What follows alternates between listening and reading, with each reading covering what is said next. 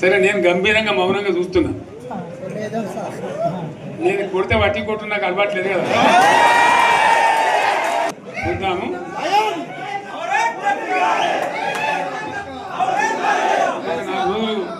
కానీ అన్నట్టుగా నేను చూస్తా ఉన్నా. కానీ మనోళ్ళందరూ కూడా ప్రతిపాదిస్తుంది ఏంటంటే, ఒక సంవత్సరం జరిగిపోయింది, సంగమేశ్వర ఆన్నే పన్నది, బసవేశ్వర ఆన్నే పన్నది, పాలమూరు ఉత్కతల పథకం ఆన్నే పన్నది, కాళేశ్వరం అట్లా ఎండబెడుతున్నారు, ఇవన్నీ అన్యాయాలని. కాబట్టి ఫిబ్రవరి నెలాఖరులో ఒక పెద్ద బహిరంగ సభ పెట్టాలి, మీరు కథ చూడాలి అని జరుగుతూ ఉంది. కాబట్టి మీరు కూడా పెద్ద ఎత్తున దయచేసి ఆ సభకు కదిలి రావాలి, చాలా దూరమే ఉండదు. ఆ రకంగా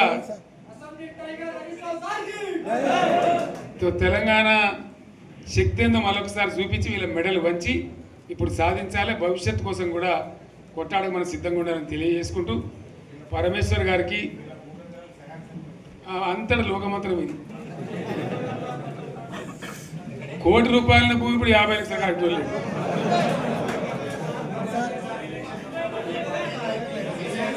ఈ ఒక్కని బాధ ఒక ఆయన వచ్చింది, మన ఒక ఆయన ఒక 10 మంది వచ్చారు హైదరాబాద్కి. అందులోకి 2 ముస్లిం సోదరులు వచ్చారు. साहब सोब तबाह हो गया, इफलासी मुफलसी बच्चों क्या दबे होगा, तुम्हारा क्या हुआ बहन, तुम्हारा क्या हुआ, तुम हैदराबाद में तुम लोग हैं, मेरा कारोबार है साहब, मेरा छोटा मोटा कारोबार है, होटल भी है, 70% गिर गया अब. हर कोई पूछ रहे, हर कोई केसीआर को याद कर रहा है सामान. వాళ్ళు మాట్లాడుతున్నారు. ఎక్కడ ప్రతి ఒక్కరు భూముల ధరలు పోయినాయి, మన్ను పోయినాయి, మసాలా అన్ని పోయినాయి. ఎంత మంచిగా 4 ఎకరాల రైతు నేను 4 కోట్ల ఆశంగా అనుకుంటుండే, అంత ధీమా ఉంది.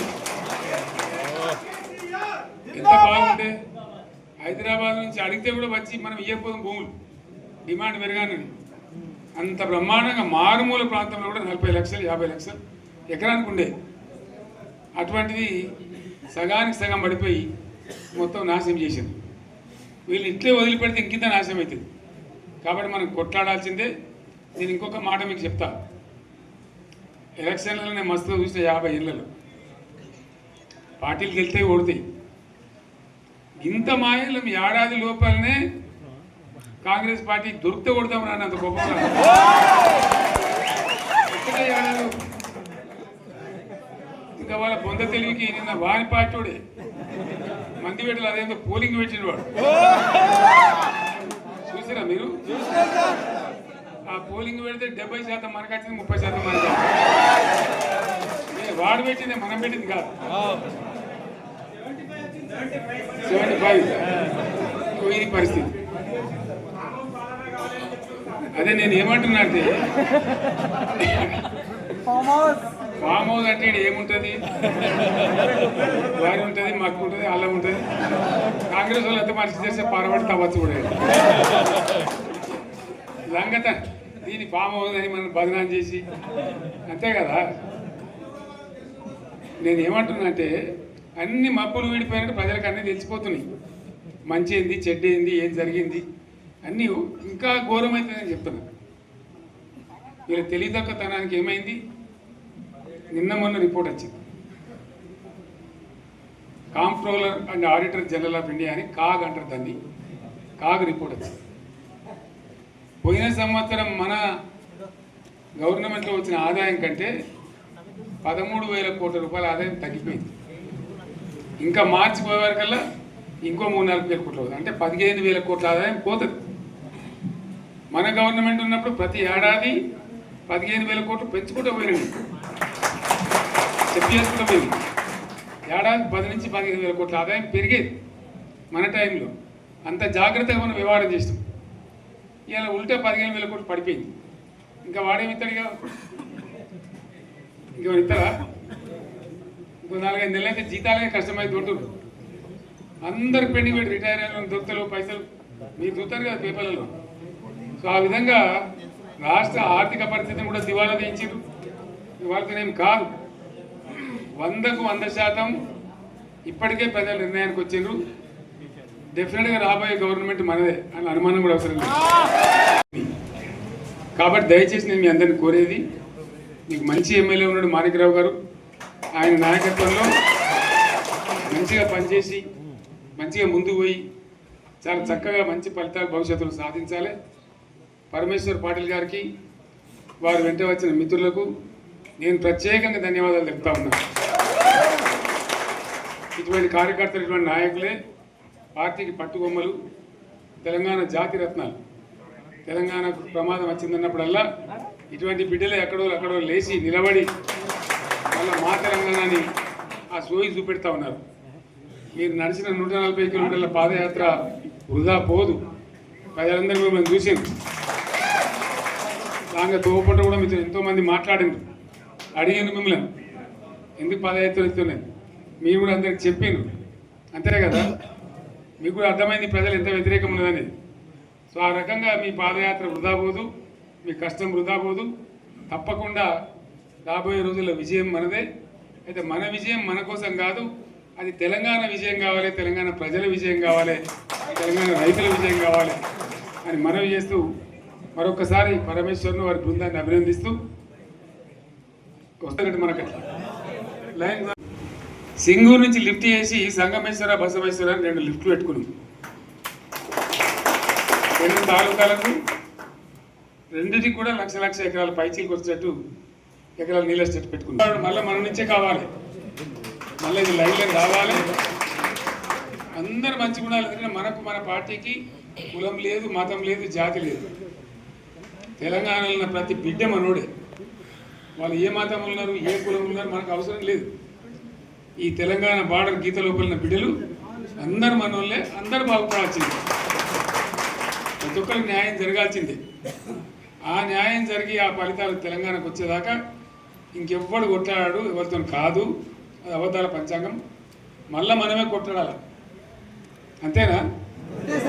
పక్క మాటేనా ఇది? కొట్లాడదాం కదా. ప్రాణం పోయినా సరే తెలంగాణకు రక్షకులు మనమే, తెగించి కొట్లాడాల్సిందే. తెలంగాణ హక్కులను కొట్లాడాల్సిందే, మనమే కొట్లాడి తీరాల్సిందే అనే రెండవ మాట లేదు. కాబట్టి దయచేసి అవసరమైన సందర్భంలో మీ జిల్లా నాయకులు పిలిపిస్తారు, రాష్ట్రం నుంచి నేను కూడా పిలిపిస్తాను. మీరు సిద్ధపడి ప్రత్యక్ష ప్రజా పోరాటాలు లేవదీసైనా సరే మన ప్రాజెక్టులు సాధించుకోవాలి, మన నీళ్లు సాధించుకోవాలి, మన ప్రజలకు అన్యాయం జరుగుతుంటే ఎదురు తిరగాలి, కొట్లాడాలి. తప్పకుండా ప్రజలకు న్యాయం చేసేదాకా మనం ముందు పోతూనే ఉండాలి. తెలంగాణ కోసమే బయలుదేరిన జెండా గులాబీ జెండా. తెలంగాణను సాధించింది గులాబీ జెండా. తెలంగాణను మంచిగా చేసి లైన్లో పెట్టింది గులాబీ జెండా. భారతదేశంలో నంబర్ 1 అనేక విషయాల్లో చేసి సాధించి చూపెట్టింది గులాబీ జెండా. ప్రాజెక్టు చెరువు కింద నీళ్ళు తీసుకుంటే బంద్ చేసినాం, నీటి తీరువ రద్దు చేసినాం. అట్లా ఎన్నో సదుపాయాలు చేసుకున్నాం. రైతులకు బాగా జరుగుతుండే. అప్పుడప్పుడు ఏమవుతుంది, కొన్ని దుష్ట దినాలు వస్తాయి, చెడు గడియలు వస్తాయి. మనోళ్ళు కూడా అలవోకగా ఓట్లేసారు. మీరు గొప్పలే, మీరు మాణిగ్రహం గెలిపించారు. కొన్ని నియోజకవర్గాలలో అత్యాశకు పోయి నేను చెప్పినప్పుడు అప్పుడు మంది మాటలు పట్టుకొని మారమానం పోతే మళ్ళీ వరకు ఇల్లు కాలిపోతారు.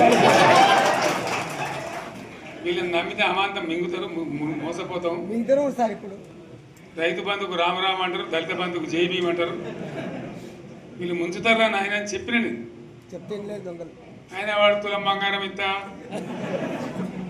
నీకు ఏంటి, నీకు బంగారం వడ్డానం పెడతాను కానీ ఆయన నమ్మి ఏమో మీ సంగతి ఎంతో చూద్దామని ఆయనతో వేసారు. వేసాను, ఇరుకపోయారు, బావిలో పడ్డారు, అయిపోయి ఉన్నాయి అన్ని మీకు. మళ్ళీ మొదటికి వచ్చానా కైలాసం ఆడలో పెద్ద పంపింగినట్టు అయింది మళ్ళీ, అంతే కదా. ఆలోచన లేకుండా ఎటు పడితే అటు ఎవడో ఏదో చెప్తే నమ్మి ఓట్లేస్తే ఏమైంది అనేది ఒక మంచి గుణపాఠం ఇది తెలంగాణ. గ్యారంటీగా మంచిగా సంసారం జరుగుతుంది. జర తువ్వకొచ్చినాం, రైతులు ఇంత ముఖం తెలివి అవుతుండ్రి, ఇంత బాకీలు కట్టుకుంటుండ్రి. ఎంతోమంది పాపం సిటీలు వేసుకుందరు, ఏదో వేసుకుందరు. రైతు బంధు పైసలు పడితే ఎంత సంతోషం ఉంటుండే. ఆయన పోయిన గంగలు గచ్చిపోయింది. ఇప్పుడు వాడు ఇతడో ఏడో భగవంతుని కనుక ఇచ్చినా కూడా మోసమే. ఏదో మళ్ళీ ఎలక్షన్ కోసం దానికోసం చేస్తారు తప్ప కడుపు నిండా ప్రేమను ఇచ్చేది ఇట్లే ఉంటుందా? సర్పంచ్ ఎలక్షన్ పెట్టింది సార్. మనం ఉన్నప్పుడు కరోనా వచ్చింది, కరోనా వస్తే కూడా నేను రైతు బంధు ఆపలే. కరోనా వచ్చి రాష్ట్రానికి రూపాయి ఆదాయం రాకపోయినా 4-5 మంచి స్కీములు తెచ్చి ఇవాళ కాపాడుకున్నాం. గౌరవంగా బతికిన రైతులు ధీమా వచ్చినండి. రైతు బీమా పెడితే ఎంతమందికి సాయం జరిగింది? గుంట భూమి ఉన్న కూడా మంచిగా సాయం జరిగింది. చిన్న రైతు కూడా సాయం జరిగింది. అట్లా అందరికీ మనం గొర్రెల కాపలకు గొర్రెలు ఇవ్వడం కానీ, చేప పిల్లలు కానీ, అనేక రకాల అన్ని వర్గాల ప్రజలను ఎట్లా ఆదుకోని అట్లా ఆదుకున్నాం. మా తెలంగాణ కదా మేము తెచ్చుకున్నాం కష్టపడి. మా వాళ్ళందరూ పైకి రావాలి. కాంగ్రెస్ గవర్నర్ కూడా ముస్లింలు ఓట్లేసుకున్న తప్ప ముస్లింలకి మనం చేసిందా? ఇమాం మౌజాన్లకి మన జీతం ఇచ్చిందా? మనం వచ్చినాకనే ఫస్ట్ టైం వాళ్ళని గుర్తించి వాళ్ళని గౌరవించుకున్నాం. ముస్లిం మైనార్టీ పిల్లలకు, మన గిరిజన పిల్లలకు, మన ఎస్సీ పిల్లలకు, మన బీసీ పిల్లలకు ఎంత మంచి రెసిడెన్షియల్ స్కూల్ పెట్టుకున్నాం. అందరినీ కూడా ముందు తీసుకుపోవాలి. ఇవాళ మన కళ్ళ ముందరే నాకు బాధ కలిగేది ఏంటంటే, చిన్న వర్గాల ప్రజలు కాన్వెంట్ స్కూళ్ళలో చదివించలేదు. వాళ్ళ పిల్లలు కూడా బాగా చదవాలని చెప్పి ఎస్సీలకు, బీసీ, మన మైనార్టీ సోదరులకు గురుకుల పాఠశాలలు పెట్టాం. అద్భుతమైన చదువు చదువుకునే వాళ్ళు. ఇవాళ మొత్తం రోజు బడి పిల్లలు విషాహారము, కడుపు నొచ్చుడు, బాధపడు, పురుగులు అన్నం పెట్టుడు. పిల్లలు వెళ్ళిపోతున్నారు ఆ స్కూళ్ళ నుంచి, ఇళ్ళకి వెళ్ళిపోతున్నారు. తల్లిదండ్రులు కూడా భయపడి తీసుకుపోతున్నారు. ఏం ఘోరం ఇది నాకు అర్థం కాదు.